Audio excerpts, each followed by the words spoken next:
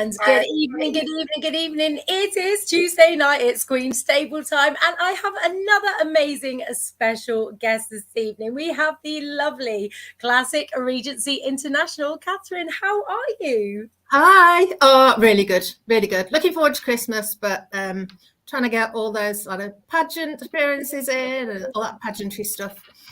Oh, it gets very, very busy. I do love your tree. I'm getting the sort of Elsa vibes going on here. That's the baby one. The big one's over there in the corner because now the dog's crate's down here. The big tree can't go in this corner. So I like this room looks fair without one, so it has to have a baby one. Oh, I love it. I absolutely love it. I must admit, though, I'm a big fan of decorations. I've got those glittery snows everywhere. They're wonderful. You've got to do it. It's Christmas after all. Absolutely. So a massive congratulations from us here at Pageant Land, because as most people will know already, you went to internationals and absolutely smashed it, and you're now Classic Regency International. How are you feeling about this? What an achievement. Oh my God. I think still in shock. And I know that sounds really crazy because it was July, but I think from where I started to there, it's not been that many number of years since I joined pageantry. And to go from where I started to be on an international stage in Vegas, especially having watched Jane do the same thing the year before and think, oh my God, I could never do that. It's just incredible. It's incredible. I can see quite a few people are watching. Just to let them know, if you'd like to ask Kathryn any questions during this live, please do, and I'll pop the comments up as we're speaking. But yes, it is such an incredible achievement. I mean, I was absolutely exhausted that week by watching it in the middle of the night on my phone. I mean, I was watching the whole thing, and it was incredible, and you were wonderful on that stage. But what a well-deserved winner. But it's probably still spinning around in your head, and you haven't actually sunk in yet. But what an achievement! And you're 57, and I still can't believe this. So tell me a little bit about how you got into pageants, sort of when you started and what you've done so far. So I am going to absolutely blame my eldest daughter, Jordan, for this. So Jordan got talked into joining pageantry back in 2016 by a friend of ours, Emma. We didn't know anything about it. We don't have it here in Warrington, or we didn't. And she said to Jordan, you should submit a headshot and go for this free place in the Lancashire Heats of UK Rose. So Jordan did, and she won the free place. She competed in the heats and she won. Then she competed at their nationals and she won. And I went to watch her, and it was just incredible to watch. So proud of her. So she reigned for a year. And then she said to me, Mum, when I hand over, I'm going to sign back up again. And you should do it. And I sort of, classic line at the time, I was 50. And I said, Jordan, 50-year-old women don't do pageantry. That's for the young ones. Still with that sort of stereotypical view in my head, size 8, blonde hair, blue-eyed, even though I'd seen Jordan do it, she was younger. And she said, sort of, why not? I stumbled over my answer and hadn't really got a legitimately good reason for saying no. And then she sort of, just as a double whammy, she threw in it's something we could do together. And that was just like a fisherman with a rod and hook, and that she was reeling me in. And I go, okay, she's married, she lives with her husband, so I don't see her every day. And I was like, okay, I'll give it a go. That's amazing. And here I am 7 years later. 7 years. Oh, that's so cool. It goes so fast though, doesn't it? So that means you must have got into pageantry about the same time as me then. So that's really, really cool. I absolutely love it. But what an incredible achievement. I mean, you were just watching you on stage was brilliant. I mean, you've always been amazing, but I don't know, you just had such a spark and you could see it. And you had so much support from back home where everyone was up at 2 o'clock in the morning, throwing their phones about, screaming. It was fabulous. So, you're doing a lot with your title and you've done a lot with your pageants over the years. So could you talk to me about the inclusion in the Pageant Mentor Programme? Yeah, so I think a lot of people know that Jane Warburton is one of my best friends. She has probably been one of my biggest supporters. And she's really the reason why I went to Diamond and ultimately felt confident enough to take to the stage in Las Vegas. She kept telling me I can when I kept saying I can't. And so she was looking for something to do because she'd got this into her head. She was retiring from pageantry, but didn't want to walk away from the whole community. Didn't want to step out on stage as such, but wanted to be involved in the community. So she said, we need to be able to offer to support, particularly to those that are quite new to pageantry, don't really know many people, could potentially sometimes ask the wrong questions, ask the wrong people. And she said, I need to be able to do something. How do we get this message across? So she came up with the Pageant Mentor Program. And actually, we are called, the five of us are called Pageant Angels. Amazing. And this is a little bit of a homage to the late, great, and absolutely beautiful Wendy Binks, Sasha and Luna's mum, because she was everybody's biggest supporter. You know, she loved pageantry, and it was a way of sort of keeping Wendy alive as well, in a way, for Jane, because Wendy loved to help people and support people. And she'd certainly helped me and supported me. So it felt a really great way of sort of honouring her memory as well. So we're out there. We have a Facebook page. We have a website.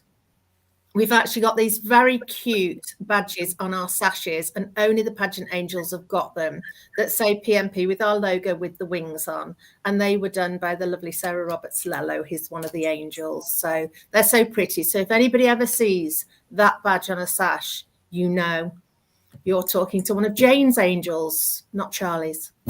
Oh, that is amazing. I love this. I absolutely love this. And you said that there's a page on Instagram and everything like that, which I can find, and I'll pop in the comments of this video, so then people can see what you've been up to and who all the angels are. But what a lovely memory as well. And yeah, it's just such a lovely concept. I love the whole thing. So you and Jane have been friends a long time. Well, we met through pageantry. Did you? Yeah, we only met through pageants. And I was trying to think back to when we first met. But I think it was, obviously, Jane lives in Wigan. I live in Warrington. We go to a lot of the same events. And I'd seen her at an event, but a friend of mine, Sam Lewis, who runs Sam's Diamonds Cancer Charity, we both live near Warrington as well. And we were meeting up for lunch, and she said, could I bring a friend along? Oh, that's amazing. That must be 3 years ago, pre-COVID, actually. So, yeah, 3 to 4 years ago. I love the way you can make friends in pageantry, and those two women are fabulous. The pair of them, love the pair of them. They're wonderful women, the pair of those. So you do this amazing thing with this new mentor program, which is wonderful. And then tell me a little bit about Streetz CIC. Okay, so Streetz was born out of, I think, a need in me to do more. So this comes from my adoptive parents, who were very much heavily into helping the community when we were growing up as children, especially things like at Christmas, we'd go round and collect tins that would go in hampers for the elderly. So, you know, doing your best for charity, doing your for the community was really important growing up. So I started, I think, as part of a bit of a platform one Christmas. Must have been 2019. I collected toiletries because I suddenly had this thought: what do homeless and impoverished women in Warrington do when it is their time of the month? That was my first thought. That must be awful for them. We readily go out, we buy these products, female hygiene products. What do they do? I've got to help. So I did a toiletry collection that year. And I donated to a couple of places. And then the year afterwards, I thought, I'm going to do it again. It's coming up to Christmas. I'm going to do it again. But this time I'm going to write to the supermarkets. And anybody else I think I can beg, borrow, but not steal from. And Morrison's got on board here in Warrington. And they donated so many products. I mean, my house was full of it. So I donated to 3 local organisations, which is James Lee House, which is a homeless shelter accommodation, Project Y, which was the old YMCA, Salvation Army that make up hampers for impoverished families at Christmas. But we have this 40-bed social housing facility in Warrington, which is purely for 16 to 23-year-olds who are at risk of homelessness, whether that be they've walked out because of a bad family situation, they've been removed by social services because of domestic violence, substance abuse, all these kind of things. These young people have got nowhere to go, and that didn't sit right. So I donated quite a lot of product to them. And then I sort of thought, oh, I've got to do more. What more can I now do? So I was trying to think of how I could best help them. And I thought, I spoke to the CEO of Your Housing and said, what do they need, as opposed to what they got and what do they need? And there's a gap between statutory services and what they need. So, for instance, they get universal credit, they get the little apartments to live in. But if they wanted to go to college and say do something like hairdressing, the kit alone is about £100. They can't afford that. They can't afford the textbooks. They can't afford stationery or any of those things. They can't afford travel passes to get there. So that's where we come in. So we fundraise to be able to provide those items for them. I got my best friend Yolandi Berry on board, got her involved as a director. And more recently, actually, Jane has come on board as a third director. We're moving forward into next year. We're putting a funding bid in to get a development coordinator for a project called Peaceful Minds Project. This will be a 12-week program that will be run at Verve, the housing facility. And each week it will focus on either emotional well-being, education or employment. So we have a forum with them this week. Some of the youngsters are going to come on board, tell us, what they think they'd like help with. And we will deliver that program next year, twice a year, hopefully, culminating into a team building exercise. So Go Ape, escape rooms, something exciting and as a reward for taking part. That sounds absolutely amazing. That is brilliant. It's such a good thing to do. And I love the way it's all progressed gradually. So you sort of had an idea and then it's just led on to lots of other things that is so good in your local community and sort of nationwide even. So yeah, you must be very, very proud of that. So if you're collecting donations and things like that, is your Instagram page the one that's scrolling across the bottom is where people can find out how to donate if they'd like, and your information on what you're doing? So Streetz actually has its own Instagram page. Okay. And we have a Facebook page. Mm-hmm. We should hopefully in the next couple of months have a website up and running. Website design is not my forte, much as I will have a go. I think I needed to leave that to somebody else to create and build for us. So there's lots of information on us out there. All the finalists for UK Endeavour fundraise for us as well. And we've just had a large donation come in from an organisation. I can't say who yet because we haven't had the official presentation, but they've been absolutely superb and really generous to us. So I think we need to get the word out more in our local area as well about what we do and builds on what we're doing and what we can offering. Sounds absolutely fantastic. So again, I will be putting all these links in the comments of the video so people can see exactly what sites to go to and everything and follow your journey with all your successes with helping all these people, which is absolutely fabulous. So let's talk about internationals now. So you flew out, was it July? I was trying to think. Yes, July. Yes, to Vegas. And how long were you out there for? And just tell me a little bit about how it all went, because it was spread over a number of days and things like that. We were there, I think, for about 10 days. Longer would have been nicer, but I'll take the 10 days. It was incredible. It got off to such a great start. There was quite a bunch of us flew out together. I think we're like the naughty ones at the back of the plane where we couldn't cause too much trouble. A great atmosphere at the airport, all having pictures taken with the Union Jacks. And I will say this for Diamond, they really make you feel part of it.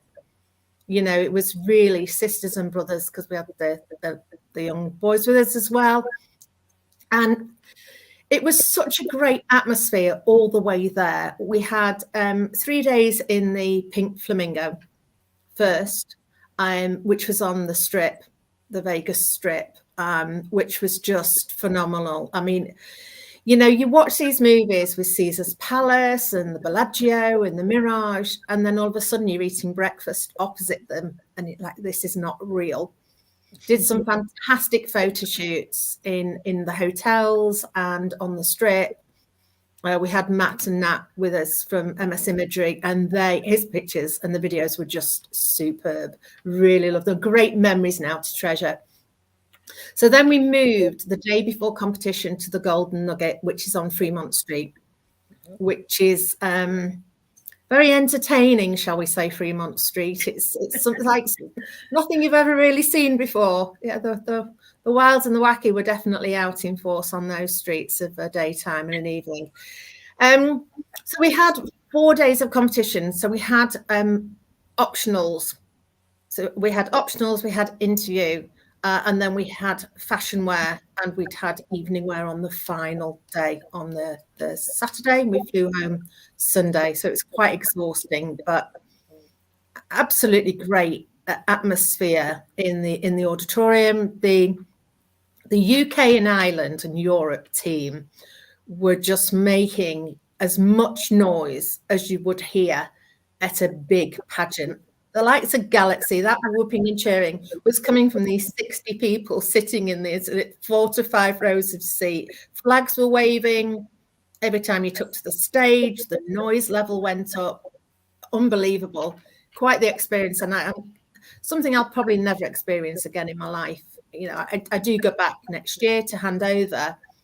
But I think once you've done it once, it's not quite the same as experiencing it for that first time. And, you know, some fantastic people as well. You meet people from all over, and that was a really nice experience as well. And it was in Vegas. I love Vegas. I've been to Vegas myself many years ago, and it's such a great place, and it's got such a wonderful atmosphere about it. But when you were saying about the other street, I was like, yeah, I've seen all that with all the people. It's absolutely bonkers, isn't it? It's wonderful. But I mean, how did you feel when you walked out on that stage? And then, I mean, obviously there was very, all the contestants were amazing. So good. But you really did shine on that stage. How did you feel when your name got called out and you were Classic Regency International? I just kept saying to myself, I was holding hands with Nicole, and I'm saying, it's going to be her. It's going to be her. It's going to be her.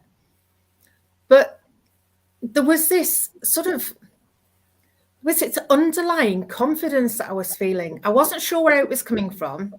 Part of me thought it's possibly a bit of Wendy sitting on my shoulder, whispering in my ear a little bit. We had Luna and Sasha there. They were my hair and makeup artists. And I mean, you know, if you can make a 57-year-old woman looking as amazing as they do, they deserve all the credit, let me tell you. And I was going, it's going to be her. It's going to be her. Then in between that, it was like, but let it be me. Let it be me. And then they called out the first runner-up. And my fiancé, Darren, was literally just off to the right of the stage. And I can see him because I'm holding her hands and I'm looking towards him. And they called her name as first runner-up. And she sort of put her arm up in the air to acknowledge it as well. And my hands sunk to my knees. And I looked at him as if to say, what happened? What?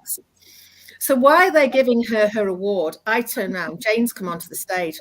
Well, I think what you can't see as much in the video is I am sobbing in her arms, then realizing that not only has she got a white dress on, I've got a white dress on, and I've got to turn around and have my photograph taken shortly. So I need to sort of dry the tears a little bit. Oh, that is so cute. I absolutely loved it. It was just such a beautiful moment. And then you've got your best friend up on that stage with you as well, which is even better. But how wonderful. But it's very, very well deserved. You worked really hard and you just shone on that stage. You just really did. It's just like as soon as you walked on stage, the whole room lit up. And that's a wonderful thing to be able to do. But it was brilliant watching it from home. You had a lot of support. Everyone was commenting online and everyone was cheering hearing online. And I love that. I love the way, obviously, you know, we can't all fly out to every single international pageant to support our friends or, you know, people in the pageants that we've met, but the support's unreal from home, isn't it? You can see everyone on the UK and Ireland watching and just commenting, and, you know. I have to say, having been in America and watching the other countries, how they support their contestants, and how the UK, Ireland and Europe supported us. There's no competition. The UK pageant scene, you know, I don't think there's any other like it. You know, everybody has each other's backs. Nothing is too much trouble for anybody to support. And it's almost like those 60 people sitting there in the audience were representing everybody back home. That's how it felt. It felt like they were cheering with their voices too. And I knew that, you know, people have been saying to me, I'm going to be watching. And some of the young ones were saying, I'm going to be watching. And I have one little special friend, Layla, and I believe she just fell asleep just before my results were announced, bless her, but she'd been trying to stay up the whole time. But her mum told her I'd won. You know, and it's things like that. It's the little ones aspiring still to be the bigger ones on stage and enjoying that journey. And I just think that, you know, you just can't beat it. It's an incredible feeling. I apologise if my dog is about to bark. Don't worry, you're absolutely fine. Just walking in the walk and listen to the barrier, and I'm just waiting for it. It was all right because I had my cat trying to lick the Christmas tree earlier, didn't I? So we put the cat outside now, just for a minute, just outside the door anyway. So yeah, that's the thing with life, to always get bits and pieces. But it has been absolutely amazing to speak to you this evening. And honestly, from all of us at Pageant and as a whole pageant community, we're all just so proud of you and absolutely delighted you brought back the Regency International crown. I mean, what a thing to do this year. What a great year for you. Oh, absolutely. And I am going to live it to its fullest. I'm not letting a single opportunity pass me by up until July next year. Not at all. So the handover's in Orlando, I believe. So you can relax. Yes, can't you? Yeah. I know. Well, I was, you know, it's going to be great to go back to Vegas. It was. But then they said, oh, we've moved it. And next year it's Orlando. I was like, you know, I probably will never go to America again after next year. A lot of people now have health issues. Have a lot of physical disabilities. Traveling is quite difficult, and it was tiring on my body. So I probably won't go to America again after next year. So for the fact that I get to see a different part of America, that suits me down to the ground. Oh, it's going to be amazing. But you definitely had the best hair and makeup team. I know that much. No, yes, I certainly did. I certainly did. And in fact, one of the judges said to me backstage as we were going up to have the picture taken, she said, I love your hair. She said, and she sort of side whispered, I gave you bonus points for your hair. Like, I know she's incredible, isn't she? She actually did my daughter's as well when she went to Orlando. And Sasha did her makeup. So they are an amazing team. Very talented duo. Love them both dearly. And yeah, you both looked absolutely incredible. It just, you know, it's wonderful. You look beautiful anyway, but it's just the stage makeup and the hair. It's lovely to get on that stage and just be all glammed up every now and again, isn't it? It's great fun. It's great fun. It certainly is. So thank you so much again for coming on Pageant Land this evening. And well, we hope to see you soon at a pageant soon somewhere. And I hope you have a wonderful Christmas. I'll just let everyone know we've got one more Pageant Land before Christmas next week. The button's not working to show you who it is, so I'll have to tell you. The joys of technology. Next up, we have Mrs. Wiltshire Galaxy Sherry. So that is going to be who is on next week for the last Pageant Land of the year, last Queen's Table, but we'll be back again in January, obviously. So it's been lovely to have you, and we'll hopefully see you soon and have a great Christmas. Thank you, Mavi. Thank you so much for having me on, and happy Christmas to everybody. Thank you. You take care. Bye-bye. Bye. Bye.